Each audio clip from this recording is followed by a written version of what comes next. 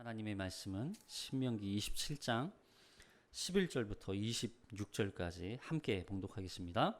모세가 그날 백성에게 명령하여 이르되 너희가 요단을 건넌 후에 시므온과 레위와 유다와 이사갈과 요셉과 베냐민은 백성을 축복하기 위하여 그리심산에 서고 르우벤과 갓과 아셀과 스불룬과 단과 납달리는 저주하기 위하여 에발산에 서고 레위 사람은 큰 소리로 이스라엘 모든 사람에게 말하여 이르기를 장색의 손으로 조각하였거나 부어 만든 우상은 여호와께 가증하니 그것을 만들어 은밀히 세우는 자는 저주를 받을 것이라 할 것이요 모든 백성은 응답하여 말하되 아멘 할지니라. 그의 부모를 경홀히 여기는 자는 저주를 받을 것이라 할 것이요 모든 백성은 아멘 할지니라. 그의 이웃의 경계표를 옮기는 자는 저주를 받을 것이라 할 것이요 모든 백성은 아멘 할지니라. 맹인에게 길을 잃게 하는 자는 저주를 받을 것이라 할 것이요 모든 백성은 아멘 할지니라. 객이나 고아나 과부의 송사를 억울하게 하는 자는 저주를 받을 것이라 할 것이요 모든 백성은 아멘 할지니라. 그의 아버지의 아내와 동침하는 자는 그의 아버지의 하치를 드러냈으니 저주를 받을 것이라 할 것이요 모든 백성은 아멘 할지니라. 짐승과 교합하는 모든 자는 저주를 받을 것이라 할 것이요 모든 백성은 아멘 할지니라. 그의 자매 곧 그의 아버지의 딸이나 어머니의 딸과 동침하는 자는 저주를 받을 것이라 할 것이요 모든 백성은 아멘 할지니라. 장모와 동침하는 자는 저주를 받을 것이라 할 것이요 모든 백성은 아멘 할지니라. 그의 이웃을 암살하는 자는 저주를 받을 것이라 할 것이요 모든 백성은 아멘 할지니라. 무죄한 자를 죽이려고 뇌물을 받는 자는 저주를 받을 것이라 할 것이요 모든 백성은 아멘 할지니라. 이 율법의 말씀을 실행하지 아니하는 자는 저주를 받을 것이라 할 것이요 모든 백성은 아멘 할지니라. 아멘. 이 말씀에 은혜 있으시기 바랍니다. 우리는 지난 시간에 이제 모세의 세 번째 설교 부분을 함께 살펴보았습니다. 가나안 땅을 얻게 된다는 것은 단순히 땅을 차지하는 정도가 아니라고 말씀드렸어요. 그러니까 땅을 물론 하나님은 우리에게 땅을 이스라엘 백성들에게 땅을 주셨어요. 땅이 갖고 있는 의미도 굉장히 큰 의미이기도 하지만 땅 자체를 얻는 것에 그치지 않는다는 것이죠. 그걸 넘어서 그 가나안 땅을 주시는 것은 하나의 하나님의 형상, 곧 이 아담의 형상의 회복이자 또한 에덴 동산의 회복을 하나님께서 어떤 한 그림으로 보여주시는 거예요. 그리고 그 가나안 땅은 하나님의 분명하고 정확하게 기록된 그 말씀에 따라서 살아가는 곳, 그 말씀에 의지해서 살아가야만 하는 곳, 그렇게 하나님의 말씀이 왕노릇하고 말씀의 다스림, 말씀의 통치 아래 놓이는 곳, 그곳이 바로 하나님의 나라인 것이죠. 그리고 이제 오늘은 이 에발산과 그리심산에서 축복과 저주를 선포하는 장면으로 이어지는 것이죠. 자, 11절 볼게요. 11절 시작. 모세가 그날 백성에게 명령하여 이르되, 여기 앞절에서 앞에 이제 1절에서는 오늘 너희에게 명령하는 모든 명령이라고 오늘이라는 단어를 썼었어요. 근데 이제 11절에 와서는 그 오늘이 이제는 그날이라고 되어 있죠. 그러니까 그 명령을 이스라엘 백성들에게 명령한 오늘 그날이 오늘이 이제 그날 그 동일한 날 한 날이라는 거죠. 그러니까 잘 보시면 이게 어떤 의미가 있냐면, 그러니까 모세는 지금 이스라엘 백성들에게 오늘 너희에게 명령하는 이 명령이 가나안 땅 지금 입성을 앞두고 가나안 요단강 동편에서 이스라엘 백성들에게 이 명령을 지금 내려주고 있는 거예요. 명령하고 있는 거예요. 그러니까 요단강을 건너기 전 가나안 땅에 들어가면, 이제 너희가 가나안 땅에 들어가면 너희에게 명령한 이 모든 명령이 이제는 거기에서 이 명령을 지켜야 하는 거예요. 그러니까 아직 건너지 않았지만, 요단강을 건넌 건 아니지만 이 명령은 언제부터 효력이 계속 이어지는 거예요? 그 명령을 내린 그날부터, 그날부터. 그러니까 그리고 저주도 동일하게 그날부터 저주도 함께 적용되는 거예요. 그러니까 이게 그냥 그날인가 보지. 그냥 뭐 언제인지 뭐 알 수는 없지만 만약에 오늘이 2023년 7월 23일이니까 오늘 모세가 만약에 명령했으면 아직 요단강 건너서 가나안 땅에 들어가진 않았지만 지금 오늘 이 모세에 의해서 명령된 이 명령은 여전히 효력이 발생해서 그 가나안 땅에 들어가기 전에 이미 그걸 지켜야 하는 거예요. 그날 거기서부터 지켜라. 그때까지는 지키지 않아도 된다는 게 아니라 지금 명령한 이때부터 계속 그 명령은 이어지는 거예요. 그게 비록 가나안 땅 들어가서 그 땅에서 이걸 행할지라도 이 명령은 동일한 효력을 가지고 있는 거죠. 그러니까 더군다나 이 저주도 마찬가지죠. 명령한 그날, 그리고 그날 명령한 그날 저주도 함께 선포가 되고, 다음에 이제 28장 가면 축복도 선포가 되고 또 저주가 한 번 더 나오거든요. 그러니까 이 저주와 축복이 동일한 효력이 있는 거예요. 그러니까 오늘과 요단강을 건너 가나안 땅에 들어가는 그 날을 지금 동일하게 설명하고 있는 거예요. 동일하게 보고 있는 거예요. 이게 오늘날 우리가 하나님 나라, 천국을 어떻게 생각해야 돼요? 지금 우리가 구원받았다면, 그리고 우리가 하나님 나라를 들어가는 건 그날 마지막 때에 들어가는 그 날과 이 중간에 우리가 살아가는 이 기간이 어떤 차이가 있는 게 아니라 오늘부터가 시작이라는 거예요. 이미 우리는 하나님의 나라를 살아가고 있는 거하고 똑같은 거예요. 그 날과 그리고 이 땅에서 지금 오늘이 지금 함께 하나로 지금 보고 있는 거죠. 사고가 이 생각이 정립이 되지 않으면 우리는 시한적 종말론에 빠질 수 있어요. 그래, 마지막 때가 있어. 마지막 때. 그 마지막 때가 와야 모든 구원이 이루어져. 물론 말은 맞죠. 그러나 우리가 이 땅에서 그러면 다 모든 걸 포기하고 살아가야 돼요. 우리 예전에 이 시한부적 종말론자들이 그랬죠. 자기의 전 재산을 다 팔아서 하나님 나라가 온대. 재림하신대 예수님. 마지막 때가 있대. 심판에 그래서 마지막 이 종말의 때가 있대. 그러면 그날만 그냥 아무것도 안 하고 기다리면서 기도하고, 뭐 기도했는지는 모르겠지만 어쨌든 그러다가 어떻게 했어요? 아무 일도 안 일어났잖아요. 그 허무함, 그렇지 않다는 거예요. 우리가 살아가는 이 성도의 삶은요, 마지막 때가 지금 우리가 구원받은 하나님 나라가 지금 이미 이루어진 것처럼 우리는 지금 이 땅에서 살아가는 거예요. 지금 이 땅에서 하나님의 나라를 사는 거예요. 오늘과 아직 이루어지지 않은 아직 우리에게 주어지지 않은 것처럼 보이는 그 하나님의 나라를 오늘 우리가 이미 얻은 것처럼 살아가는 거죠. 그래서 하나님의 백성, 하나님의 구원받은 성도들은 이미 하나님 나라에 들어간 것이나 들어간 거죠. 네, 들어간 것으로 살아가야 되는 거죠. 자, 그래서 12절에 그래서 이제 12지파를 통해서 축복과 또 저주를 선포하게 합니다. 여기 12절 볼게요.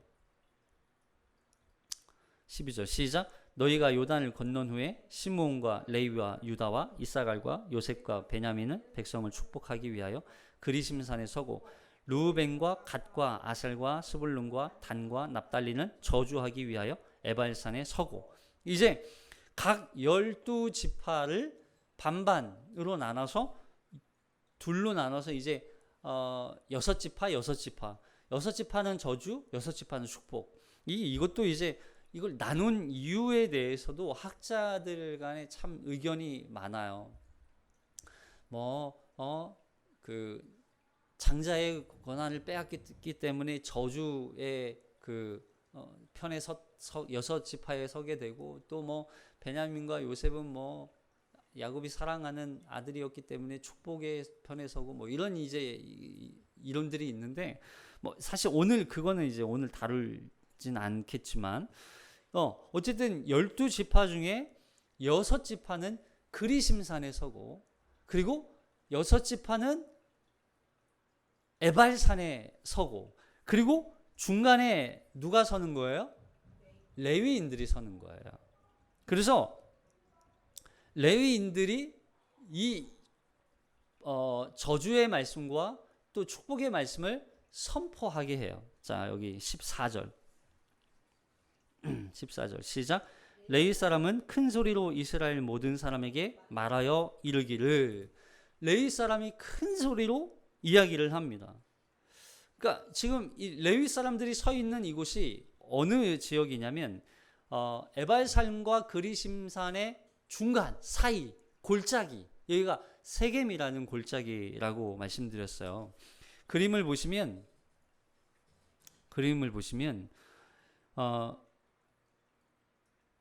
가로로 길게 돼 있는데 가운데가 세겜이고요.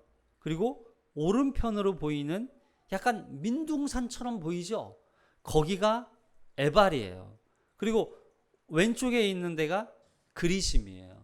그리심은 세겜에 비해서 좀 나무가 있어요. 좀 푸르러요. 그래서 에발은 벌거벗은 산이라는 뜻이라고 그랬죠. 그래서 그 에발산에 제단을 쌓고 번제와 화목제를 드림으로 말미암아 우리가 에발이었다는 걸, 우리가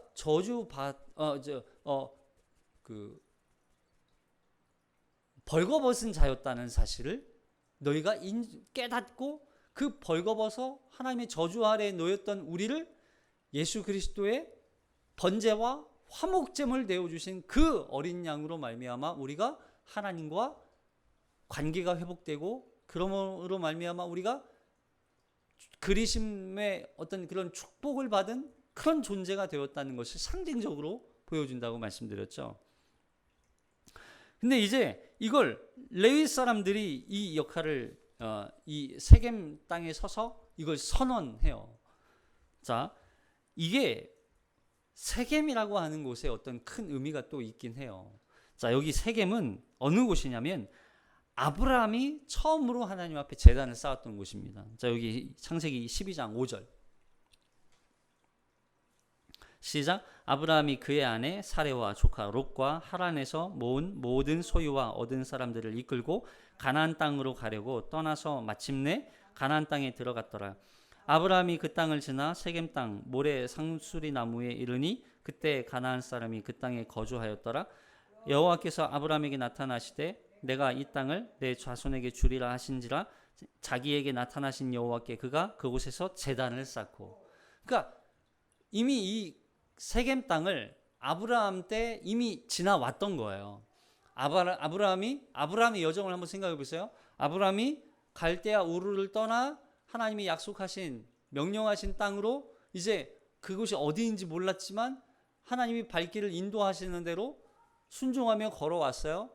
그러다가 사라를 만나 사라와 함께 또 이 자식들과 함께 점점 또 가축들이 번성하고, 이런 이제 와중에 계속 아브라함이 이 세겜 땅을 지나오게 된 거죠. 그러다가 이 세겜 땅에서 하나님의 약속의 명령을 받아요. 물론 중간에 사라를 누이라고 속이고 또 다시 또 흉년이 찾아와서 애굽으로 피신하기도 하고 또 왔다 갔다 하다가 세겜 땅에 또 오기도 했지만, 어쨌든 아브라함도 가나안 땅에 와서 이 가나안 땅을 하나님이 약속의 땅으로 주시겠다고 약속을 너희 자손들에게 주시겠다고 약속으로 주셨단 말이죠. 그때 아브라함이 이 세겜 땅에 세겜에서 하나님 앞에 제단을 쌓아서 제사를 드리는 거죠. 자, 여기 이 아브라함의 아버지의 이름, 제가 지난 이제 11장에서 이 축복과 저주를 한번 다룰 때 아브라함의 아버지의 이름에 대해서 한번 말씀을 드렸었는데, 아버지가 데라죠. 아브라함의 아버지가 데라예요. 데라의 뜻이 뭐냐면 지연시키다는 뜻이에요. 지연시키다. 뭘 지연시켰을까요? 뭘 지연시켰을까요? 데라는 뭐 하는 사람이었어요? 우상 만드는 사람이었잖아요. 갈대아 우르에서 우상 만드는 사람이었단 말이에요. 우상 집안이었어요. 근데 하나님의 약속의 성취를 지연시켰던 사람이에요. 근데 그 약속을 누구 때? 아브라함을 통해서 하나님이 이루시는 거예요. 성취하시는 거예요. 이해되세요? 그래서 데라는 하나님의 약속을 우상 숭배와 죄악들로 말미암아 하나님의 그 약속을 지연시켰다는 인물이었다면, 하나님은 아브라함을 택하셔서 그 약속을 여기에서 세우시는 거예요. 그러니까 이스라엘 백성들도 이걸 기억하라는 거예요. 왜 세겜 땅에 와서 다시 저주와 축복의 말씀이 선포되는지를 기억하셔야 돼요. 그 약속을 기억하라는 거예요. 그 약속을 잃어버리고 그 약속을 데라처럼 그 약속을 지연시킨다면 하나님은 너희에게 저주를 내리겠다. 그 말씀을 하시는 거예요.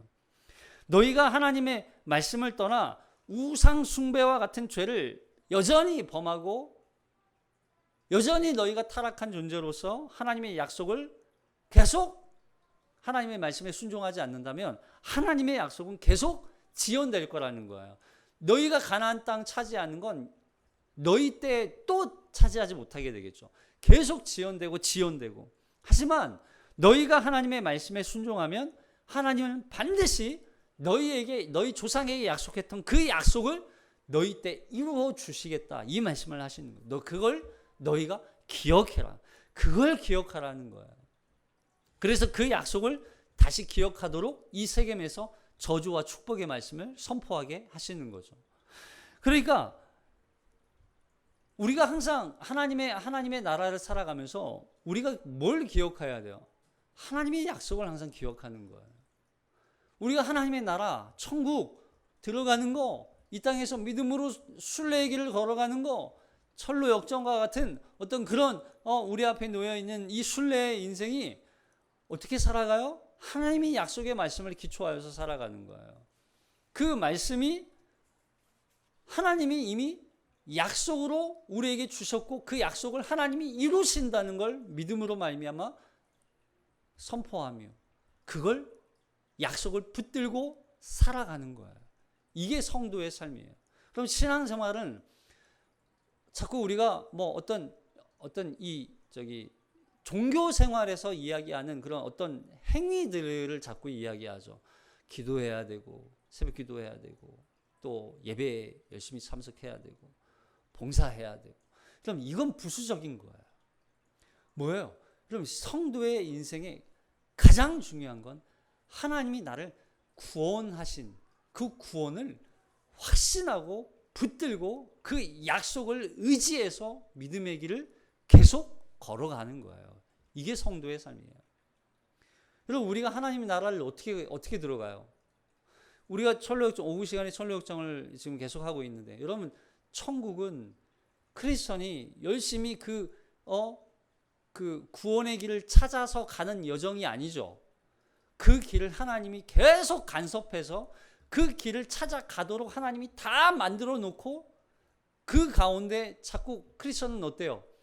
자신의 어떤 욕망과 욕심과 정욕으로 말미암아 계속 넘어지고 쓰러지고 자빠진단 말이에요. 다른 길로 가고 죄악에 빠지고 그때마다 하나님이 그 길을 계속 인도하시고 다시 옳은 길로 인도하셔서 그 길을 마침내 가게 하는 거잖아요. 여러분, 우리가 마찬가지예요. 우리가 하나님의 나라를 우리의 어떤 계속 노력해서 그 하나님의 나라를 걸어가는 게 아니에요. 하나님이 우리에게 약속하신 그 확실한 흔들리지 않는, 변치 않는 그 약속을 우리가 의지해서 갈 때 하나님이 그 약속을 이루어 주시는 거예요. 우리의 구원을 완성해 가시는 거예요. 그 약속을 완성하시는 거죠. 결국에는 하나님이. 그렇게 우리가 이 길을 걸어가는 거예요. 우리는 항상 기억해야 돼요. 하나님의 약속의 말씀. 하나님이 나를 언제부터 나를 구원하기로 작정하시고 약속하셨습니까? 창세전부터. 나 구원받아. 하나님이 나를 이렇게 사랑하셔서 나를 이렇게 구원하셔서 나 같은 존재를 예수 그리스도를 이 땅에 보내심으로 말미암아 번제와 화목제물 삼아주시고 나를 구원하셨어. 그 구원을 이루시는 분이 하나님이심을 믿음으로 말미암아 이 땅에서 그 순례의 길을 걸어가는 거예요. 이게 성도의 삶인 거예요. 자, 그러면서 12가지 저주에 대해서 말씀합니다. 자, 12가지 저주예요. 자, 15절부터 읽어볼게요. 시작. 장색의 손으로 조각하였거나 부어 만든 조상은 여호와께 가증하니 그것을 만들어 은밀히 세우는 자는 저주를 받을 것이라 할 것이요 모든 백성은 응답하여 말하되 아멘 할지니라. 그의 부모를 경홀히 여기는 자는 저주를 받을 것이라 할 것이요 모든 백성은 아멘 할지니라. 그의 이웃의 경계표를 옮기는 자는 저주를 받을 것이라 할 것이요 모든 백성은 아멘 할지니라. 맹인에게 길을 잃게 하는 자는 저주를 받을 것이요 모든 백성은 아멘 할지니라. 객이나 고아나 과부의 송사를 억울하게 하는 자는 저주를 받을 것이라 할 것이요 모든 백성은 아멘 할지니라. 그의 아버지의 아내와 동침하는 자는 그의 아버지의 하체를 드러냈으니 저주를 받을 것이라 할 것이요 모든 백성은 아멘 할지니라. 짐승과 교합하는 모든 자는 저주를 받을 것이라 할 것이요 모든 백성은 아멘 할지니라. 그의 자매 곧 그의 아버지의 딸이나 어머니의 딸과 동침하는 자는 저주를 받을 것이요 할 것이요 모든 백성은 아멘 할지니라. 장모와 동침하는 자는 저주를 받을 것이라 할 것이요 모든 백성은 아멘 할지니라. 그의 이웃을 압살하는 자는 저주를 받을 것이라 할 것이요 모든 백성은 아멘 할지니라. 무죄한 자를 죽이는 자는 저주를 받을 것이라 할 것이요 모든 백성은 아멘 할지니라. 이 율법의 말씀을 실행하지 아니하는 자는 저주를 받을 것이라 할 것이요 모든 백성은 아멘 할지니라. 자, 보세요. 이게 다 좀 이렇게 하나의 이 형식이 있죠. 이런 자는 저주를 받을 것이요 모든 백성은 아멘 할지니라. 이런 자는 저주를 받을 것이요 모든 백성은 아멘 할지니라. 이게 계속 반복되고 있어요. 그죠? 그리고 여기 나오는 이 기록된 12가지 저주가 사실은 굉장히 음란하고, 그죠? 성적인 문제, 그리고 뭐와 연결되어 있어요? 생명과 연결되어 있는. 그러니까 보세요. 우상숭배. 그럼 우상숭배 하나님이 가장 싫어하시는 것. 그러니까 여기 나오는 이 죄악들은 사실 하나님이 가증스러워하는 죄악들이에요. 가증스러워하는 죄악들. 하나님이 제일 싫어하시는 죄악들 중에 하나죠. 그러니까 우상숭배, 또 음란함, 또 사회적 약자, 소외된 자, 가난한 자, 이런 자들을 억압하고 괴롭히는, 그리고 생명, 이런 것들이 여기 기록되어 있어요. 근데 그리고 더군다나 이들이 지금 받는 죄에 대한 결과는 저주라는 거죠. 자, 여기 저주라는 단어가 계속 반복돼요. 12가지 저주. 이 저주라는 단어가 무슨 뜻이냐면 아라르라는 단어인데, 이 히브리어 단어의 의미는 죽었다, 끊어졌다, 이런 뜻이에요. 죽었다, 끊어졌다. 생명이 없다, 끊어졌다. 누구와? 하나님과. 이 단어가 언제 쓰였냐면 뱀이 하와를 속여서 선악과를 따먹게 하죠. 선악을 알게 하는 나무의 실과. 그러자 하나님이 하와에게 너 왜 그렇게 했어? 왜 그거 따먹었어? 라고 물으니까 하와가 뱀이 그랬어요 이야기하거든요. 그러자 하나님이 이 뱀을 저주하세요. 자, 창세기 3장 13절 시작. 여호와 하나님이 여자에게 이르시되 내가 어찌하여 이렇게 하였느냐? 여자가 이르되 뱀이 나를 꿰물어 내가 먹었나이다. 여호와 하나님이 뱀에게 이르시되 내가 이렇게 하였으니 내가 모든 가축 가축과 들의 모든 짐승보다 더욱 저주를 받아 배로 다니고 살아있는 동안 흙을 먹을진. 여기서 저주를 받아, 이게 똑같은 단어를 썼어요. 이때 쓰였던 단어가 아라르. 너는 이제 모든 가축과 들의 짐승보다 더욱 저주를 받아. 더 이상 이 뱀은 하나님과 관계가 없는 존재, 죽은 존재, 끊어진 존재라는, 생명이 없는 존재라는 거예요.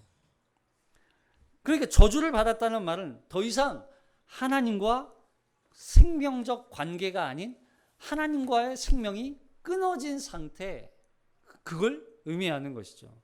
여기 기록된 12가지 저주 받을 내용들은 아마 학자들은 이렇게 보는 거예요. 이스라엘 백성들이 이 가나안 땅에 들어가서 살아야 되는데 이 가나안 족속들이 그 당시에 이러한 범죄를 저질렀었다는 거예요. 이러한 범죄들을 여전히 범하고 있었던 족속들이 가나안 족속이었다는 거예요.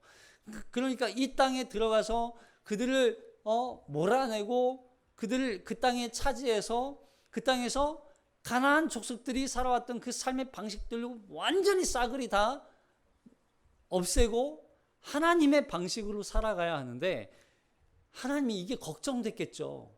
왜냐하면 하나님이 야, 가나안 족속 다 쳐서 멸해라, 다 싸그리 없애라 했는데 이스라엘 백성들이 했어요, 안 했어요?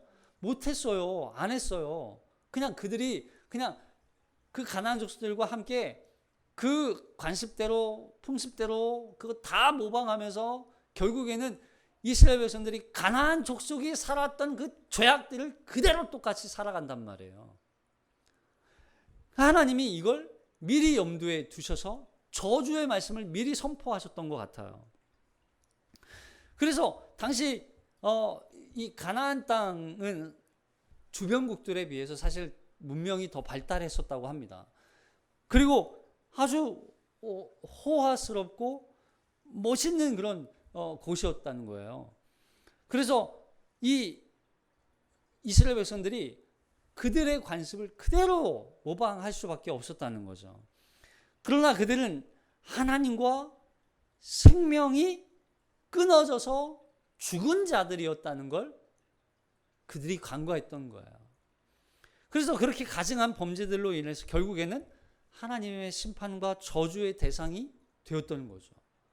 근데 그런 가나안 족속들의 그걸 똑같이 따라 해서 결국에는 이스라엘 백성들이 망하게 되는 거예요. 여러분, 우리가 이걸 통해서 조금 이 땅에서 우리가 세상을 바라보는 시각이 바뀌어야 돼요. 여러분, 우리보다 사실 세상이 더 잘 사는 것처럼 보이지 않아요? 성도들보다, 그리스도인들보다, 정말 믿음으로 살려고 하는 그리스도인들보다 세상 사람들이 더 잘 사는 것처럼 보이지 않아요? 더 호화스럽고 잘나 보이고, 마치 철로역정에서 세상 지혜자, 지난 시간에 봤죠? 옷이 멋져요. 잘생겼어요. 부자예요. 가진 게 많아요. 율법이라는 그 사람도 마찬가지죠. 굉장히 젠틀해요. 멋져요. 그냥 일반인들이 봐도 와, 참 신사적이고 본받고 싶을 만한 그런 사람들이란 말이에요. 그런데 어때요? 그 사람들은 어떤 사람들이었어요? 하나님과 관계가 끊어진 사람들이라는 거예요. 하나님의 생명이 없는 사람들이라는 거예요. 그냥 죽은 자였던 거예요. 결국에는 그러한 죽은 자들로 인하여서 크리스찬이 결국 세상 지혜자의 말을 듣고 도덕 마을로 갔다가 결국 엄청난 시련을 경험하잖아요. 그래서 시편 88편 5절에 이런 말씀이 있어요. 시편 88편 5절 시작. 죽은 자 중에 던져진 바 되었으며 죽음을 당하여 무덤에 누운 자 같으니이다. 주께서 그들을 다시 기억하지 아니하시니 그들은 주의 손에서 끊어진 자인, 주의 손에서 끊어진 자라는 거예요. 그들을 좋아하지 말라는 거예요. 세상을 따라하지 말라는 거예요. 세상 가치관, 세상 방식, 우리가 그들이 갖고 있는 문명의 발달은 우리가 이 땅에서 함께 누릴 수는 있지만 그들이 갖고 있는 가치관과 세계관과 사고를 따라가서는 안 된다는 거예요. 오늘날 뭐 동성애 또 어떤 차별금지, 여러분 이런 것들이 그리스도인으로서 본받지 않아야 할 요소들이 분명히 존재한단 말이에요. 근데 교회 안에서조차도 믿음이 있는 사람들이 그런 가르침을 따라서 되겠냐는 거죠. 그들은 주의 손에서 끊어진 자. 하나님적 생명이 없는 자가 된다는 거예요. 그런데 그렇게 하나님과 끊어진 관계, 죽은 자로 살아가는 우리를 다시 살리기 위해서 오신 분이 누구예요? 예수 그리스도. 자, 로마서 6장 11절. 시작. 이와 같이 너희도 너희 자신을 죄에 대하여 죽은 자요 그리스도 안에서 하나님께 대하여 살아있는 자로 여겨라. 우리도 죄에 대하여 이미 죽은 자였어요. 그러나 예수 그리스도와 함께 십자가에 부활함으로 말미암아 다시 살아난 생명을 얻은 자들이 돼야 돼. 그리스도 안에서 살아난 자로 우리를 여기시는 거예요. 그래서 그러면 우리가 그렇게 살아났다면 여전히 죄악의 길, 그 죽음에 우리를 죽음에 이르게 했던 그 죄악들을 또 범하겠냐는 거예요. 그럴 수 없느니라. 그러니까 하나님의 저주는 더 이상 하나님의 생명이 연결되어 있지 않고 끊어져 죽은 자로 바로 하나님의 저주를 받은 자라는 거예요. 저주의 반대가 여러분 축복이라고 말하지만 사실은 저주의 반대는 하나님과의 생명적 관계가 여전히 유지되어 있는 상태가 바로 축복이에요. 여러분 우리가 오해하시면 안 돼요. 마치 복을 우리가 어떤 물질이 부유해지고 또 어떤 문제가 해결되고 또 잘 먹고 잘 살고 여러분 이런 게 복이 아니라 참된 복은요 하나님과 관계가 여전히 유지되는 상태가 복인 거예요. 하나님과 생명이 연결되어 있어서 하나님으로부터 그 복과 관련된 어떤 그런 축복들이 이렇게 하나님으로부터 오는 거지 그거 자체가 하나님이 주시는 복이 아니라고요. 그래서 축복은 어떤 복을 받는 것이 아니라 하나님과 생명이 연결되어 있느냐에 따라 달라지는 거예요. 이게 끊어지면 저주고 이게 연결되어 있으면 복인 거죠. 그러니까 성도는요. 그래서 복을 오해하시면 안 돼요. 이 복을 오해하면 율법 지키면 복을 주시는구나. 말씀에 순종하면 복을 주시는구나. 복을 받기 위해서 말씀을 순종하려고 해요. 그렇지 않아요. 그런 게 아니에요. 저주도 마찬가지예요. 저주 안 받으려고 저주 받기 싫으니까. 당연히 그렇죠. 누가 저주 받고 싶어 하겠어요. 그러면 저주 안 받기 위해서 말씀에 순종하라는 거예요? 아니라는 거예요. 우리가 하나님의 생명이 있는 자라면 당연히 기꺼이 저주 받지 않는 그 하나님의 말씀에 순종하게 되는 거죠. 하나님의 생명이 있기 때문에, 그리고 하나님의 생명이 있기 때문에 그 생명을 받은 자로서 말씀을 따라 살다 보니까 하나님이 복을 우리에게 어떤 필요한 것들을 우리에게 채워주시는 거죠. 이게 목적이 다르고 자체가 다른 거예요. 복을 위해 신앙생활을 하는 걸 뭐라고 그래요? 기복신앙이라고 그래요.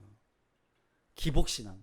뭔가 어떤 보상을 위해서 공적을 쌓고 공덕을 쌓고 봉사하고 어떤 나의 어떤 노력을 가미하는 거, 이게 기복신앙이에요. 여러분 우리는 복이 수단에 되어서는 안 돼요. 복 받기 위해서 신앙생활을 해서는 안 된다는 것이죠. 마찬가지 저주를 안 받기 위해서 신앙생활을 열심히 해라? 아니라는 거예요. 우리가 이런 말 할 수 있어요. 너 어떤 사람이 자꾸 안 되는 일이 생겨요. 자꾸 병에 걸려요. 너 하나님 말씀에 순종 안 해서 그래. 이 말 조심하셔야 돼요. 그가 말씀에 순종하지 않아서 그런 저주를 받았다? 이렇게 말씀하시면 안 돼요. 뭐예요?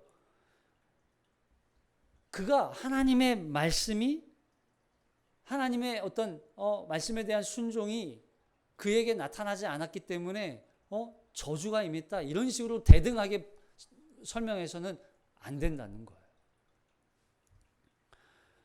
그러면 12가지 이 저주는 우리에게 어떤 삶의 근간이 있어요? 이 12가지 저주들은 우리가 이 땅에서 살아갈 때 아주 삶의 전반적인 모든 영역에서 하나님의 말씀에 순종해야 할 것을 우리에게 가르쳐 주는 거예요. 이스라엘 백성들이 살아가는 이 삶의 모든 부분에서 대표적인 죄들을 설명해 주고 있는 게 이 12가지 죄악이에요. 그러니까 여기 12가지 저주들은 하나님이 가장 싫어하는 죄악들.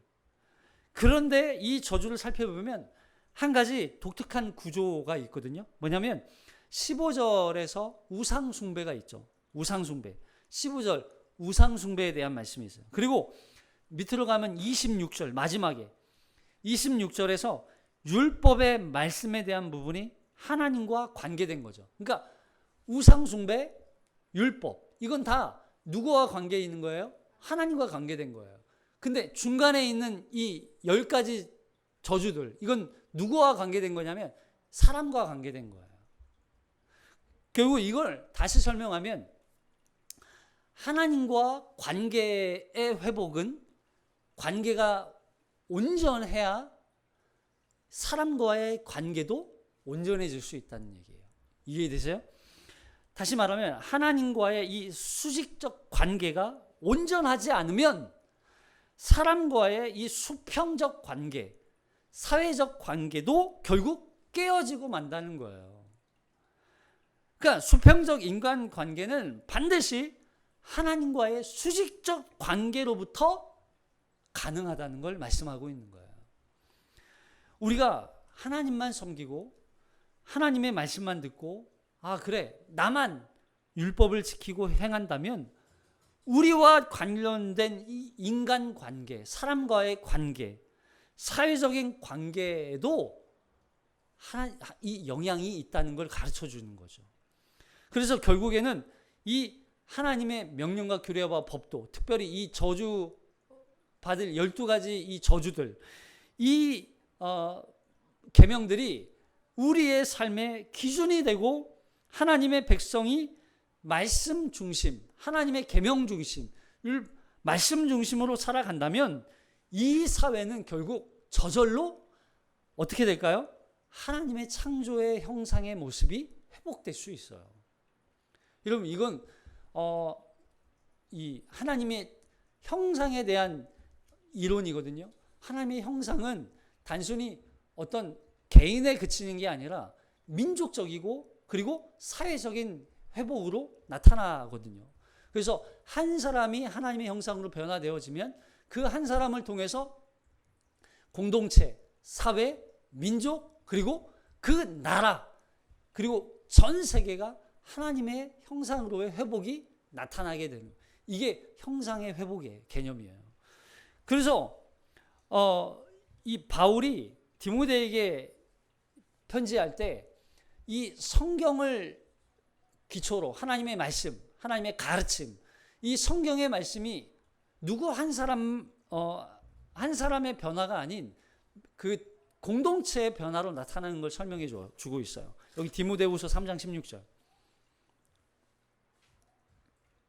디모데후서 3장 16절. 시작. 모든 성경은 하나님의 감동으로 된 것으로 교훈과 책망과 바르게 함과 의로 교육하기에 유익하니 이는 하나님의 사람으로 온전하게 하며 모든 선한 일을 행할 능력을 갖추게 하려 함이라. 보세요. 우리가 16절 말씀은 참 많이 암송을 해요. 하나님의 성경은 모든 성경은 하나님의 감동으로 된 것으로 교훈과 책망과 바르게 함과 의로 교육하기에 유익하다. 그러면 유익한 그 성경이 우리를 교훈하고 책망하고 바르게 하고 의로 교육해서 우리가 어떻게 되는 거예요? 하나님의 사람으로 온전하게 되고 모든 선한 일을 행할 능력이 있는 자가 된다는 얘기예요. 뭐가? 성경이, 하나님의 말씀이. 그러니까 우리가 하나님의 말씀에 따라 순종하게 되면 우리는 이 땅에서 하나님의 사람의 온전한 모습, 그 형상의 회복이 나타나고 선을 행할 능력을 갖춘 사람들. 그러니까 우리가 이 땅에서 선을 행하는 게 단순히 어떤 윤리 도덕적 선이 아니라 하나님의 말씀에 근거한 공의에 기초한 선이 우리를 통하여서 증거될 수 있고 나타날 수 있다는 얘기를 하는 거예요. 그래서 이게 한 개인의 문제가 아니라 사회적인 어떤 현상으로 사회적인 까지 발전이 되는 거죠. 자, 근데 이 저주의 말씀이 선포될 때 백성들은 뭐라고 이야기해요? 아멘 할지어다. 그럼 아멘이 무슨 뜻이에요? 그렇게 될 줄로 믿습니다. 그대로 이루어지기를 바랍니다. 이런 뜻이거든요. 그리고 이 아멘에는 뭐가 있냐면 어떤 소망의 의미를 넘어서 그것을 그대로 나의 삶 속에 적용시키겠습니다 하는 의지, 결단과 의지가 아멘에 담겨 있어요. 그러니까 우리가 말씀을 들을 때 아멘 하잖아요. 찬양할 때 아멘, 하나님 찬송 부리 찬양합시다. 아멘. 그 아멘에는 그 예수 그리스도 그 말씀이 소망입니다. 그 말씀대로 이루어지기를 바랍니다. 라고 고백하는 고백과 동시에 나도 동일하게 그렇게 살겠습니다. 라고 하는 결단과 의지가 그 안에 담겨 있는 거예요. 물론 아멘을 그냥 항상 이렇게 입에 이렇게 달고 막 아무 때나 아멘 할 수도 있죠. 그건 또 좀 조심하셔야 돼요. 왜냐하면 아멘의 이 의미를 깊이 이해하면 내가 결단하고 의지하는 게 내가 결단하고 그 의지를 내포하는 의미가 너무 이렇게 쉬워지는 거예요. 퇴색되죠. 그러지 않기 위해서 아멘 할 때는 신중하면서도 결의에 찬, 그리고 내가 그렇게 되기를 간절한 마음으로 아멘을 하셔야 돼요. 그냥 아멘. 아멘. 의미 없이 아멘해서는 안 되는 거예요.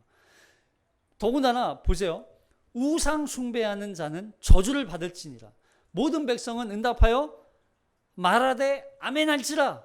여기서 아멘은 내가 그렇게 되기를 바랍니다. 뜻도 있지만 내가 그렇게 하나님의 저주를 받아도 됩니다. 난 그런 저주, 내가 그런 죄를 범하면 저주 받겠습니다. 이런 의미일까요? 아니에요. 이건 그런 의미가 아니라 그렇게 되기를 바랍니다. 그러나 그렇게 되지 않기 위해서 내가 그 계명을 반드시 뭐 하겠어요? 지키겠다는 결단과 의지가 이 안에 담기는 거예요. 그럼 뭐 어쩔 수 없죠. 어쩔 수 없죠. 마음은 원이로되 육신은 연약하여 그걸 행할 수 없는 우리의 죄성은 여전히 있어요. 맞아요. 그건 죄성이 있어요. 그렇다고 해서 그 죄를 의도적으로 범해서는 안 된다는 얘기를 하는 거예요. 우리는요, 이 결단과 의지가 아멘에 담겨야 돼요. 그렇게 죄를 범했을 때 그 하나님의 저주가 내리고 임하는 건 저주 받겠습니다. 하나님과 관계가 끊어져서 하나님과 더 이상 아무 관계없는 생명이 연결되어 있지 않아서 그냥 저주받아 이 땅에서 죽은 자와 같이 살게 될 것입니다. 그렇게 될 것입니다. 그러나 하나님, 저는 그 하나님의 이 죄를 범하지 않아서 정말 그렇게 되지 않기 원합니다. 그렇게 되지 않기 위해서 내가 그 계명을 지키겠습니다. 그 계명을 지키고 싶습니다. 그 계명을 지킬 수 있도록 도와주시옵소서라고 하는 결단이 이 안에 담기는 거예요. 그래서 이 계명, 율법, 이 율법 안에는 어떤 의미가 담겨 있냐면, 역할이 담겨 있냐면 그리스도를 찾게 되는 거예요.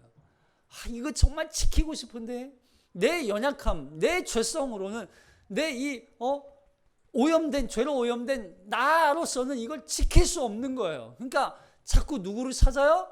율법의 완성이시고 율법을 이루신 예수 그리스도를 찾는 거예요. 주님 도와주세요.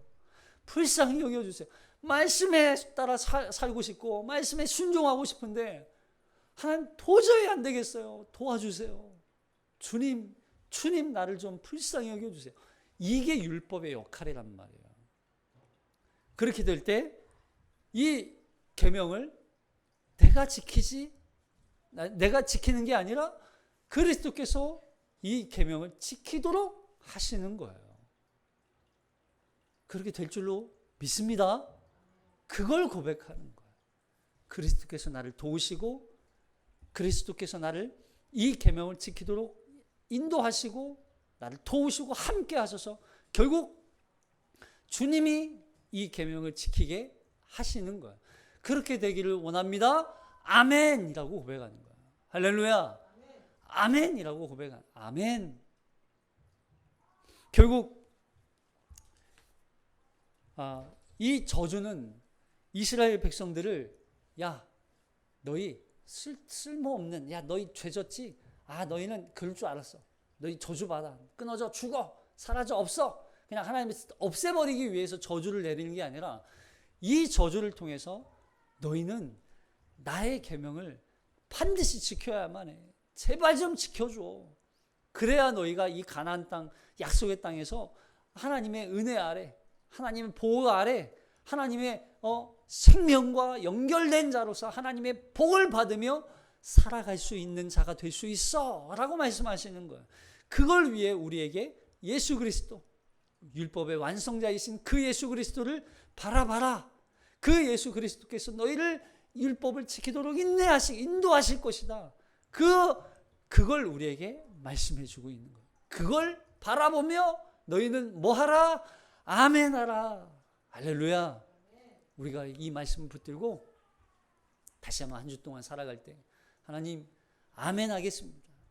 이 계명을 그렇게 저주받지 않기 위해서 그 계명을 반드시 지키고 싶습니다.